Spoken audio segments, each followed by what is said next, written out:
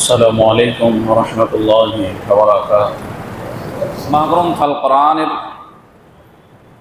সূরাতুল বাকারার একটি আয়াতে কারিমা তেলাওয়াত করেছি, যা ১ নম্বর পারার ১৯ নম্বর পৃষ্ঠায় আয়াতটি আল্লাহ সুবহানাহু ওয়া তাআলার মহাগ্রন্থ আল কোরআনে লিপিবদ্ধ রয়েছে।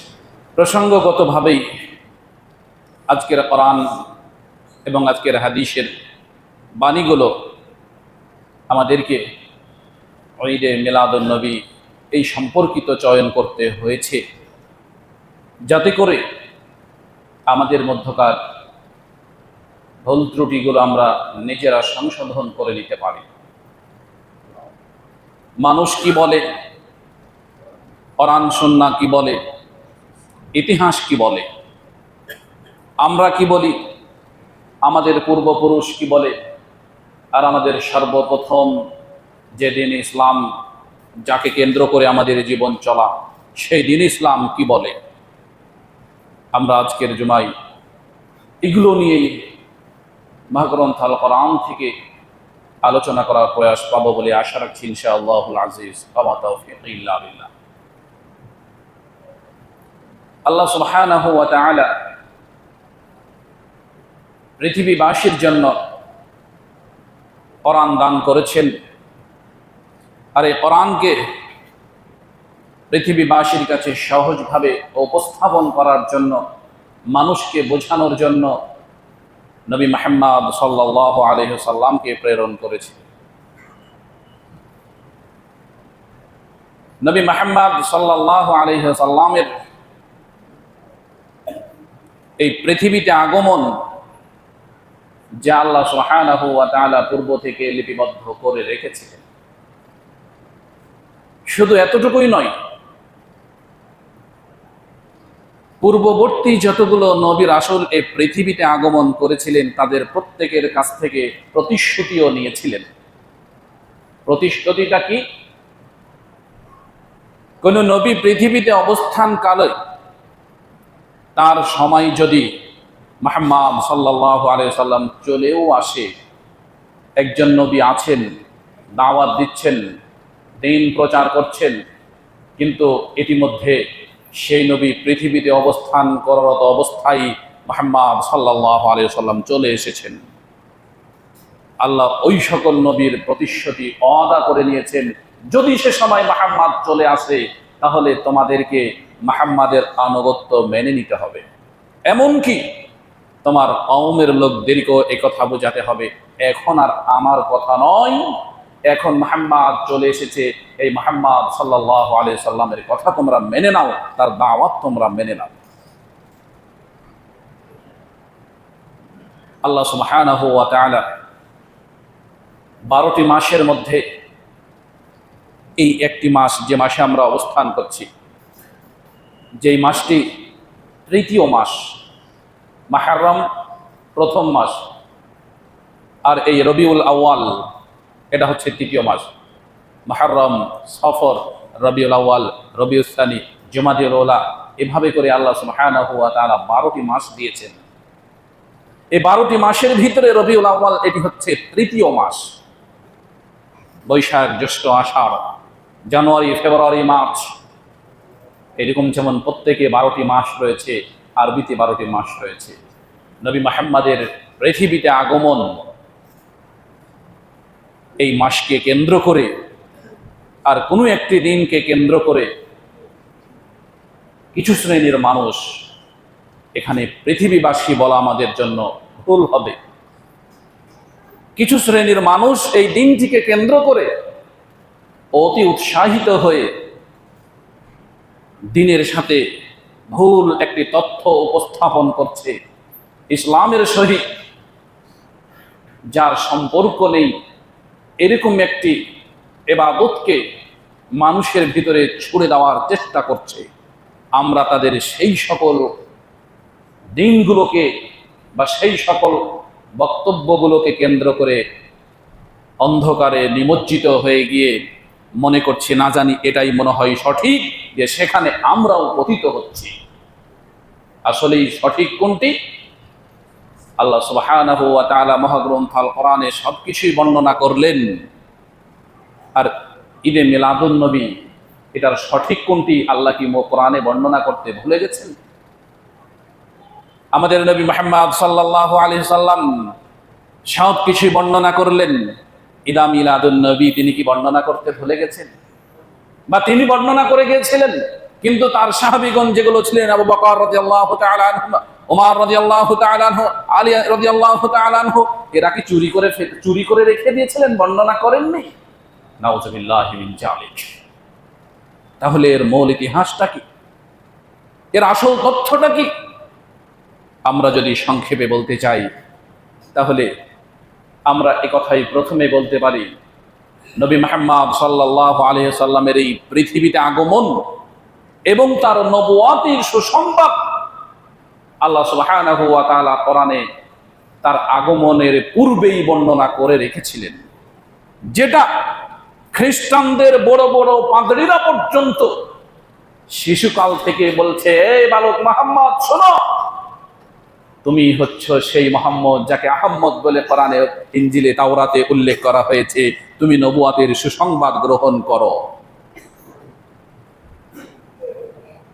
বিশ্বনবী মুহাম্মদ রাসূলুল্লাহ সাল্লাল্লাহু আলাইহি সাল্লাম চাচা আবু তালেবের সাথে সিরিয়ায় ব্যবসার কাজে যখন রওনা হন, যখন তিনি সিরিয়ায় অবস্থান করেন, তখন তার বয়স 10 থেকে 12-র ভিতরে, 10 থেকে 12-র ভিতরে তার বয়স। তিনি সিরিয়ায় ব্যবসার জন্য চাচার সাথে গিয়ে অবস্থান করছেন। তখন সেই সময় সিরিয়ার একজন খ্রিস্টান পাদ্রী, যার জিজজিস ইবনে বাহিরা নামে আখ্যায়িত করা হয়েছে, একে বলছে, বাছা মুহাম্মদ শোনো, তুমি নবুয়াতের সুসংবাদ গ্রহণ করো, তুমিই হচ্ছ আখিরে নবী, তুমিই হচ্ছ সর্বশেষ নবী। শুধু এখানেই নয়, আল্লাহ সুবহানাহু ওয়া তাআলার নবী মুহাম্মদ সাল্লাল্লাহু আলাইহি সাল্লামকে জিজ্ঞেস করা হলো, হাদিসটি আবু হুরায়রা রাদিয়াল্লাহু তাআলা আনহু থেকে বর্ণিত, তিরমিজিতে 3609 নম্বরে এসেছে, মিশকাতে 5758 নম্বর হাদিসে এসেছে।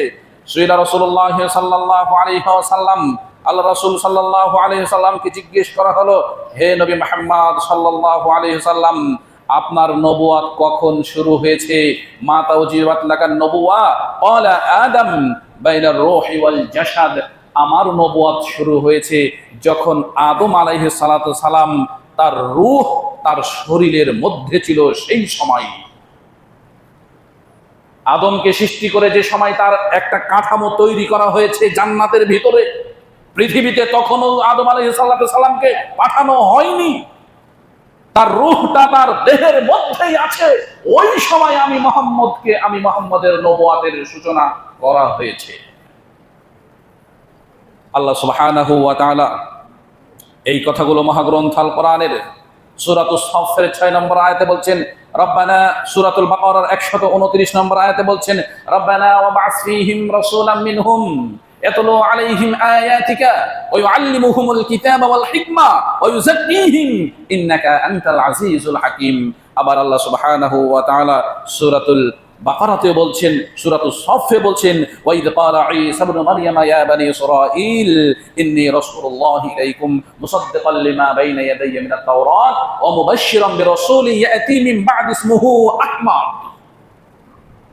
আল্লাহ সুবহানাহু ওয়া তাআলা নবী মুহাম্মাদের আগমন এবং তার নবুয়াতের কথা সেই আদম আলাইহিস সালাতু সালামকে যখন জান্নাতে আল্লাহ তৈরি করেছেন, সেই সময় থেকে লিপিবদ্ধ করে রেখে দিয়েছেন।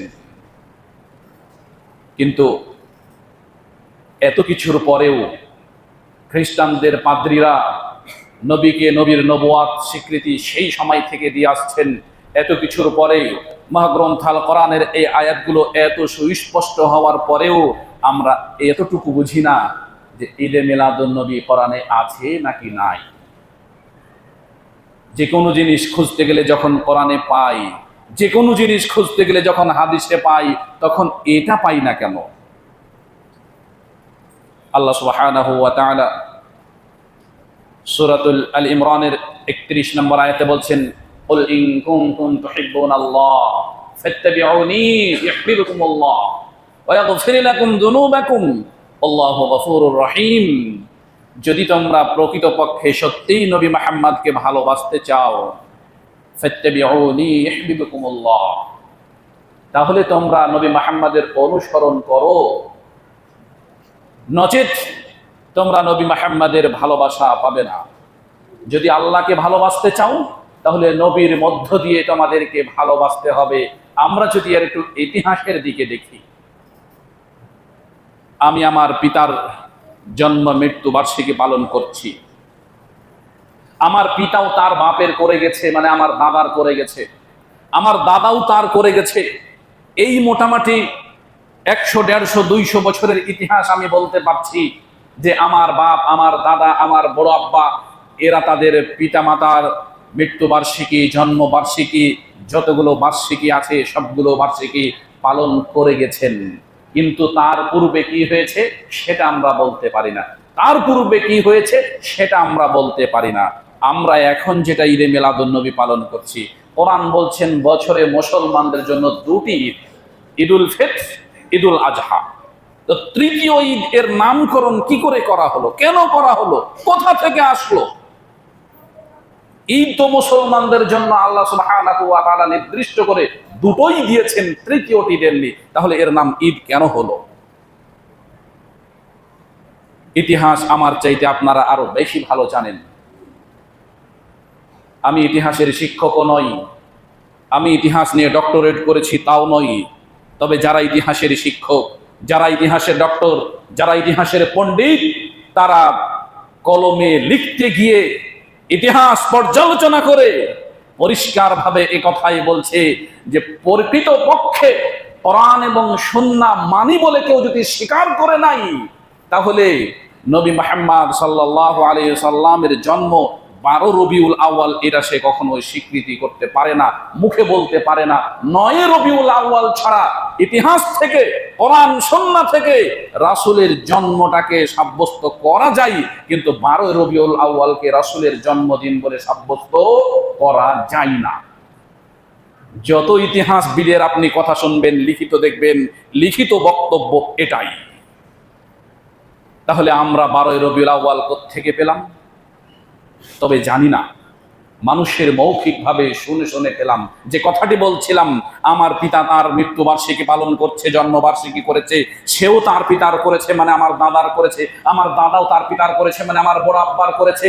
তাহলে আমি যদি এখন প্রথম থেকে আসি, আদম আলাইহিস সালাতু সালাম পৃথিবীতে এসেছিলেন, তার জন্মবার্ষিকী মৃত্যুবার্ষিকী কোথায়?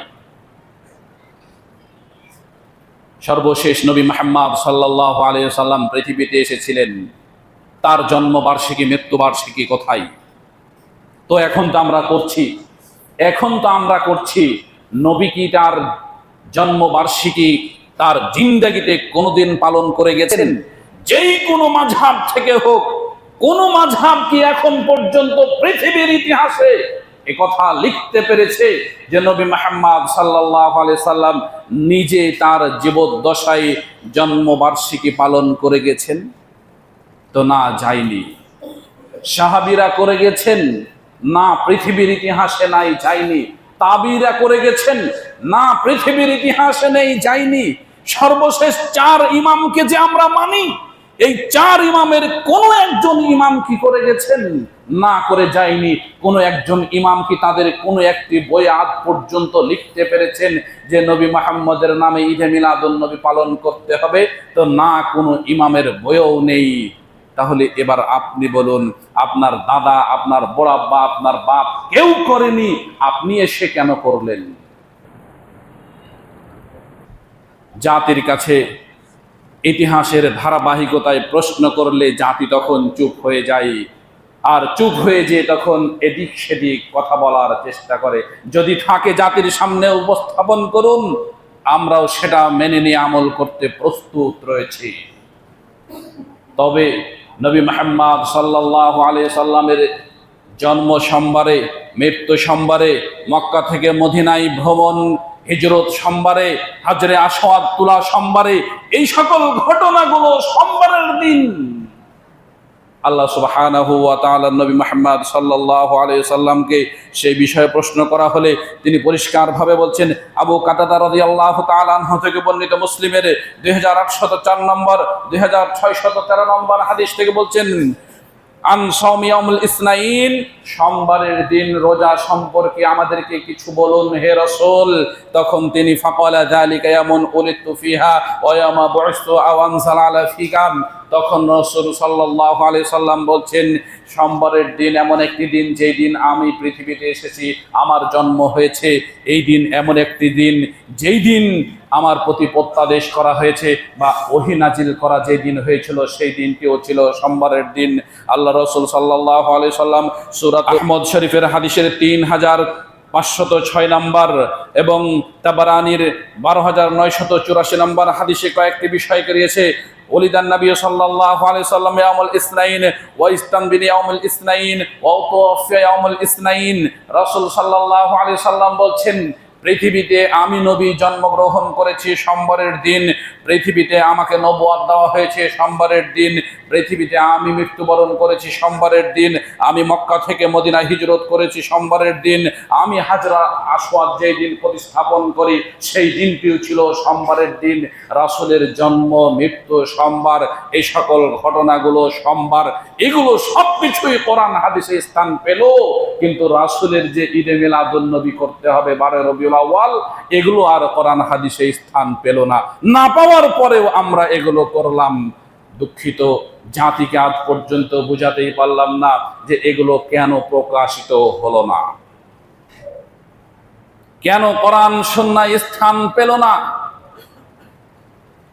জাতির সামনে যদি উত্থাপন করা যায় কোরআন সুন্নাহ থেকে, তাহলে শুনলে আশ্চর্য লাগে, জাতীয় অবাক হয়ে যায়। তারপরেও সত্যটা শোনার পরেও কেন জানি মানতে পারে না, না জানি হয়তোবা সেটাই ঠিক হয়ে যেতে পারে। আজকে নবীর জন্মদিন আমরা কেন, এই নবীর জন্মদিন তথা ঈদে মিলাদুন নবী কেন পালন করব না? তার সংক্ষেপেই, খুব সংক্ষেপেই 5টি কথা আমরা এখানে বলে যেতে চাই। এক, আল্লাহ সুবহানাহু ওয়া তাআলা মহাগ্রন্থ আল কোরআনে সবকিছু বর্ণনা করেছেন। নবীর আগমন বর্ণনা করেছেন, প্রস্থান বর্ণনা করেছেন, নবী যে মৃত্যুবরণ করবেন সেটাও বর্ণনা করেছেন, সবকিছুই বর্ণনা করেছেন। আল্লাহ চাইলে কোরআনের একটা আয়াত দিয়ে, একটা সূরা দিয়ে বা কোনো একটা জায়গাতে একটা পৃষ্ঠা দিয়ে আল্লাহ বর্ণনা করে দিতে পারতেন, নবী মুহাম্মদ এত তারিখে এই মাসে জন্মগ্রহণ করেছেন। কেন পারতেন? আল্লাহ সুবহানাহু ওয়া তাআলা নিজেই বলছেন, ইন্না ইদ্দাতাশ শুহুরি ইনদাল্লাহ 12 শাহরান, নিশ্চয়ই আল্লাহর কাছে মাসের গণনায় 12টি মাস আল্লাহই সৃষ্টি করেছেন। 12টি মাস যখন আল্লাহ সৃষ্টি করেছেন, সৃষ্টি করে কোরআনের আয়াত দিয়ে এটা লিপিবদ্ধ করে দিয়েছেন, তখন তিনি কথাও বলতে পারতেন 12টি মাসের, এই মাসের এত তারিখে মুহাম্মদ সাল্লাল্লাহু আলাইহি সাল্লাম জন্মগ্রহণ করেছেন। কোরআন সুন্নাহ দ্বারা এটা স্পষ্ট পরিষ্কার, সোমবার তিনি জন্মগ্রহণ করেছেন। কিন্তু তারিখ কত? একাধিক মতবাদ রয়েছে, যা আমাদের ইতিহাস থেকে পাওয়া যায় না। কেন এটি লুকায়িত রয়েছে? এর মাহাত্ম্য আল্লাহ সুবহানাহু ওয়া তাআলার কাছে গচ্ছিত রয়েছেন, এটা আল্লাহ সুবহানাহু ওয়া তাআলা প্রকাশ করেননি। অতএব যেই জিনিস আল্লাহ প্রকাশ করেননি সেই জিনিস নিয়ে আমরা যদি লাড়াঘাটা করতে চাই, আমরা যদি নিজেদের পাণ্ডিত্য দেখাতে চাই, তাহলে পরিষ্কার বুঝে নিতে হবে দ্বীন ইসলামের উপরে এমন বড় হস্তক্ষেপ আমি করছি যা কোরআন সুন্নাহর সরাসরি বিরোধিতা কাজ আমি করে চলেছি। দ্বিতীয়ত, আল্লাহ সুবহানাহু ওয়া তাআলা এটি ইসলাম বহির্ভূত কাজ, যার কারণে এটি করেননি। যদি করে থাকতেন তাহলে নবীদের ধারাবাহিকতায় যেমন নবীগণ এসেছিলেন, নবীদের ধারাবাহিকতায় যেমন নবীগণ এসেছিলেন, অনুরূপভাবেই পরবর্তী নবী পূর্ববর্তী নবীদের জন্ম এবং মৃত্যু পালন করতেন। কারণ একজন নবী আর একজন নবীর ওয়ারিস। যদি এটা সত্যিকার অর্থে পালনীয় বিষয় হয়ে থাকতো, তাহলে আদম আলাইহিস সালাম প্রথম নবী ছিলেন। আদম আলাইহিস সালামের পরে যে নবী এসেছিলেন সেই নবীর উপরে জরুরিভাবে নির্দেশনা থাকতো যে তুমি আগে আদম আলাইহিস সালামের জন্ম এবং মৃত্যু দিবসকে কেন্দ্র করে ঈদে মিলাদুন্নবী পালন করো। অনুরূপভাবেই প্রত্যেকটা নবীর ইতিহাস এভাবেই আসতো। আস্তে আস্তে এটাই হয়ে যেত। মুহাম্মদ সাল্লাল্লাহু আলাইহি সাল্লাম যখন আসলেন তখন নির্দেশনা হয়ে যেত, হে নবী মুহাম্মদ, তোমার পূর্বে যেই নবী ছিল সেই নবীর ঈদে মিলাদুন্নবী তোমাকে পালন করতে হবে। কেন? তোমার যেহেতু ঈদে মিলাদুন্নবী সারা পৃথিবীর উম্মত পালন করবে, তাহলে তোমাকেও তোমার পূর্ববর্তী ভাইয়ের ঈদ মিলাদুন্নবী পালন করতে হবে। যদি এই সূত্রে আমরা গাঁথা থাকি, তাহলে এবার বলুন যে পৃথিবীতে কত হাজার নবী এসেছেন? তো হাজার হাজার লক্ষাধিক নবী এসেছেন। তাহলে লক্ষাধিক নবীর ঈদে মিলাদুন্নবী পালন করতে হলে 360 দিন আপনি কিভাবে করবেন? তাহলে সকাল থেকে সন্ধ্যা, সন্ধ্যা থেকে রাত, প্রতিদিন কতটি ঈদে মিলাদুন্নবী আপনি পালন করবেন? হিসাব মনে হয় এখনো ক্লিয়ার নয়। লক্ষাধিক যদি নবী এসে থাকে, 12 রবিউল আউয়াল যদি শুধুমাত্র নবী মুহাম্মদের ঈদে মিলাদুন্নবী পালন করে থাকি আমরা, তাহলে আর যত লক্ষাধিক নবী ছিল সেই লক্ষ লক্ষ নবীর ঈদে মিলাদুন্নবী কোথায় গেল? সেগুলো কি শরীয়ত ছিল না? কোরআন সুন্নাহ থেকে সে সকল নবীদের কথা লিপিবদ্ধ করা নেই? তাহলে আমরা যদি সকল নবীর ঈদে মিলাদুন্নবী পালন করতে যাই, তাহলে দেখা যাবে যে এক এক দিনে কয়েক হাজার নবীদের মিলাদুন্নবী চলে আসছে। প্রিয় উপস্থিতি, এই জন্য বলছিলাম, প্রথমেই কথাটি বলেছি, কোরআন সুন্নাহ ইতিহাস এবং আমরা। কোরআন সুন্নাহ ইতিহাস এবং আমরা, এই তিনটা কে কি বলছে? ইতিহাস যেটা বলছে সেটা ইতিহাস থেকে, আমরা যেটা করছি তা ইতিহাসে কিছুই নেই। কি কিছুই নেই? নবী তার ঈদে মিলাদুন্নবী পালন করে যাননি, খলিফাগণ তার ঈদে মিলাদুন্নবী পালন করে যাননি, সাহাবীগণ তার ঈদে মিলাদুন্নবী পালন করে যাননি। সর্বশেষ যে 4 ইমাম রয়েছে, ইমাম আহমদ বিন হাম্বল, ইমাম আবু হানিফা, ইমাম শাফি, এই যে 4 জন ইমাম রয়েছে, এই 4 জন ইমামের কেউ ঈদে মিলাদুন্নবী পালন করে যাননি। কোনোদিন তাদের খাতায় লিপিবদ্ধও করেননি, তাদের বই পুস্তকেও নেই।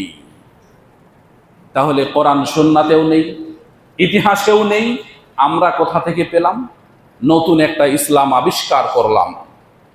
শুনতে খারাপ লাগলো, এটাও বাস্তবতা। যদি আপনি পেয়ে থাকেন, আপনি উপস্থাপন করুন যেভাবে কোরআন সুন্নাতে উপস্থাপিত হয়েছেন। প্রিয় উপস্থিতি, আমরা বলছিলাম এটি প্রকাশ না হওয়ার 5টি কারণ। দ্বিতীয় কারণটি বললাম। তৃতীয় কারণটি হচ্ছে আল্লাহ সুবহানাহু ওয়া তাআলা এটি করেননি। না করার কারণ হচ্ছে এটাই যে আল্লাহ সুবহানাহু ওয়া তাআলা চান শুধুমাত্র এই পৃথিবীর মানুষগণ নবীকে অনুসরণ করে তাদেরকে ইবাদতের মধ্যে ব্যস্ত রাখতে। আল্লাহ সুবহানাহু ওয়া তাআলা মানুষকে ইবাদতে ব্যস্ত রাখার জন্য নবী রাসূলদেরকে প্রেরণ করেছিলেন। শরীফা দিয়েছেন, শরীফার সাথে সাথে নবী দিয়েছেন, মানে গাইডলাইন দিয়েছেন, মাস্টার দিয়েছেন, টিচার দিয়েছেন। এই টিচার তাদেরকে সঠিকভাবে বুঝিয়ে দিবেন। 4 নম্বর, আল্লাহ সুবহানাহু ওয়া তাআলা মহাগ্রন্থ আল কোরআন থেকে, রাসূলের হাদিস থেকে স্পষ্টতর এটি আসছে যে এই কোনো জন্ম দিবস, কোনো মৃত্যু দিবস, কোনো দিবস পালন করা, এটা হচ্ছে মুসলিম জাতি ব্যতীত যতগুলো ধর্ম রয়েছে তাদের রীতিনীতি। মুসলিম জাতি ব্যতীত যতগুলো ধর্ম রয়েছে, দিবস মানেই হচ্ছে তাদের রীতিনীতি। এটা মুসলিম উম্মাহর রীতিনীতির বহির্ভূত। 5 নম্বরে আল্লাহ সুবহানাহু ওয়া তাআলা নবী মুহাম্মদ সাল্লাল্লাহু আলাইহি সাল্লামকে অনুসরণ করার জন্য প্রেরণ করেছেন, যা নবীর মৃত্যুর পরেও এটা কার্যকর থাকবে। নবী কি বলে গেছেন, কি আদর্শ দিয়ে গেছেন, কি পদ্ধতি শিষ্টাচার আমাদেরকে দেখিয়ে গেছেন, সেই আদর্শ রীতিনীতি নিয়ম অনুযায়ী চলার জন্যই আল্লাহ সুবহানাহু ওয়া তাআলা আমাদেরকে নবী দিয়েছেন। নবীর ঈদ উদযাপন করার জন্য নয়, নবীর মিলাদ করার জন্য নয়। প্রিয় উপস্থিতি, আল্লাহ সুবহানাহু ওয়া তাআলার এই সকল কোরআন সুন্নাহর আয়াতগুলো যদি আমরা জাতিকে একটু বোঝাতে পারি যে সত্যিকার অর্থে আমরা পৃথিবীবাসী, শুধু আমরা না, আমরা পৃথিবীবাসী আনন্দে আনন্দিত এটা যে মুহাম্মদ সাল্লাল্লাহু আলাইহি সাল্লাম নামে একজন নবী পৃথিবীতে এসেছিলেন। তিনি সোমবার পৃথিবীতে এসেছিলেন, রবিউল আউয়াল মাসে পৃথিবীতে এসেছিলেন। এটা সমগ্র পৃথিবীবাসীর জন্য সবচেয়ে আনন্দের বিষয়। যাকে একটু ভালোবাসতে পারলে তার সুপারিশে বিচারের মাঠে আমি হাউজে কাউসারের পানি পান করতে পারবো। আল্লাহ সুবহানাহু ওয়া তাআলার খাস যে আরশ রয়েছে, এই আরশের ছায়ার তলে আশ্রয় পাবো। এবং রব্বুল আলামিন যে জান্নাতের বর্ণনা করেছেন, এই জান্নাতে আমি সরাসরি গিয়ে প্রবেশ করতে পারবো। এমন একজন মানুষের নাম হচ্ছে মুহাম্মদ সাল্লাল্লাহু আলাইহি ওয়াসাল্লাম। এই মুহাম্মদ সাল্লাল্লাহু আলাইহি সাল্লামের মৃত্যু নিয়ে যদি আমরা কথা বলি, তাহলে আমরা যেটি ইতিহাস থেকে পাচ্ছি, চারটি মতামত পাওয়া যায়। চারটি মতামতের প্রথম মতামত হচ্ছে একলা রবিউল আউয়াল তিনি মৃত্যুবরণ করেছিলেন। দ্বিতীয় মতামত হচ্ছে দ্বিতীয় রবিউল আউয়াল তিনি মৃত্যুবরণ করেছিলেন। তৃতীয় বলছেন যে 12ই রবিউল আউয়াল। চতুর্থ বলছেন 13ই রবিউল আউয়াল। তো এই সব কিছুকে কেন্দ্র করে সহিহ হাদিসের দিকে যেটা দেখা যায়, এই সহিহ হাদিসে একটা নয়, একাধিক হাদিস বর্ণনা করছেন রাসূলের জন্মদিনও ছিল সোমবার, রাসূলের মৃত্যু দিনও ছিল সোমবার। তাহলে এই চারটি মতামতকে যে কোনো একদিনে তিনি মৃত্যুবরণ করেছে, এটা যদি আমরা নির্ধারণ করতে যাই, তাহলে 12ই রবিউল আউয়াল ছাড়া আর সোমবার ছিল না। তাহলে সোমবার ছিল কোন দিন? 12ই রবিউল আউয়াল। এই 12ই রবিউল আউয়াল কি রাসূলের জন্মদিন না রাসূলের মৃত্যু দিন? ইতিহাস এটাই বলছে, আমার আপনার ক্যালকুলেট এটাই বলছে, আমার আপনার গণনা এটাই বলছে, আধুনিক জ্যোতির্বিদগণ এটাই বর্ণনা করছেন। আমি আপনি তাদের থেকে আর কতটুকু এগিয়ে যেতে পারি? প্রিয় উপস্থিতি, এখানে আমরা আরো সতর্কতামূলকের জন্য একটি কথা না বললেই নয়, যেটা আমাদের ভিতরে একেবারেই মজবুতভাবে জড় পুঁতেছিল, যা এখন অনেকটাই দূরীভূত হয়েছে। এটা আলহামদুলিল্লাহ যে কিয়াম কথাটি আমরা সবাই জানি। কিয়ামটা কি? কিয়ামটা হচ্ছে এটা যে আমাদের কিছু অজ হবে, কিছু নসিহা হবে, কিছু কোরআনের আয়াত তেলাওয়াত করা হবে, কিছু হাদিস বর্ণনা করা হবে। এই বর্ণনা করতে করতে যখনই নবীর কথা আসবে, তখনই সাথে সাথে বসে থাকা সকল মানুষ নবীর সম্মানার্থে দাঁড়িয়ে যাবে। কেন? এখানে এখন নবীর আত্মা চলে এসেছে, রূহ চলে এসেছে, সবাইকে দাঁড়িয়ে গিয়ে নবীকে সম্মান করতে হবে। এই জিনিসটা একেবারে চিরতরে হারাম। এটা যদি কোনো ব্যক্তি করে, তাহলে সরাসরি কোরআনের সাথে সে বিরোধিতা করছে। এটা তাকে পরিষ্কার ভাবে জেনে রাখতে হবে। কেন বিরোধিতা এই জন্য করছে? সূরাতুল আনামের 50 নম্বর আয়াত আপনি খুলে দেখুন, আমি আর কিছু বলতে চাই না। সূরাতুল নামলের 65 নম্বর আয়াত আপনি খুলে দেখুন। সূরাতুল লোকমানের 34 নম্বর আপনি খুলে দেখুন। রাসূলের মৃত্যুর পর, এমনকি কোন নবীর মৃত্যুর পর, কোন ব্যক্তির মৃত্যুর পর তার রূহ পৃথিবীতে ফিরে আসা অসম্ভব কেউ যদি বিশ্বাস করে, তাহলে সে তার নিজের নাম মুসলমানের খাতা থেকে কেটে দিয়েছে, সে আর মুসলমান থাকতে পারে না। এই হিসাবে আল্লাহ সুবহানাহু ওয়া তাআলা সূরাতুল মুমিনুনের 100 নম্বর আয়াতে বলছেন, এটা সূরাতুল জুমার 31 নম্বর আয়াতে বলছেন। কেন বলছেন? কেন নাম কাটা গেল? কেন সে ব্যক্তিটি কোরআনের সাথে বিরোধিতা করলো? আমি আপনার ভাই, আপনাকে আমি ছোট করতেও চাইনি, আপনাকে আমি সত্যিকার অর্থে আঘাত দিতেও চাইনি। কোরআনে আছে, তাই কোরআনের আয়াতগুলো আপনার কাছে উপস্থাপন করলাম। মানবেন কি মানবেন না, এটা আপনার ব্যক্তিগত ব্যাপার। অতএব এই জাতির মুসলিম উম্মাহ ব্যক্তিদেরকে কথাই বলতে চাই, যেই ঈদে মিলাদুন্নবী নাম দিয়ে আমরা শরীয়তের মধ্যে নতুন একটা ঈদ তৈরি করেছি, এই নতুন ঈদের স্থান কোরআন এবং হাদিসে অন্তত পক্ষে কোনো জায়গায় নেই। আবার বলছি কি কত সুন্দর বলে, সকল ঈদের সেরা ঈদ ঈদে মিলাদুন নবী। আস্তাগফিরুল্লাহ, এ কথা শুনলেই সাথে সাথে আস্তাগফিরুল্লাহ পড়বেন, নাউজুবিল্লাহ পড়বেন, শয়তানের কাছে আল্লাহর কাছে আশ্রয় চাইবেন, আউযু বিল্লাহি মিনাশ শাইতানির রাজিম। যেখানে আল্লাহ নির্দিষ্ট করে দুটা ঈদ দিয়েছেন, সেখানে কি করে একজন মুসলিম হয়ে সে কথা বলতে পারে সকল ঈদের সেরা ঈদ ঈদে মিলাদুন নবী? প্রকৃতপক্ষে আমরা সর্বক্ষণের জন্য যেটা সঠিক সেদিকে ছুটি না, যেটা ভুল, যেটা রঙ্গমঞ্চ, আমরা সেদিকে ছুটার চেষ্টা করি।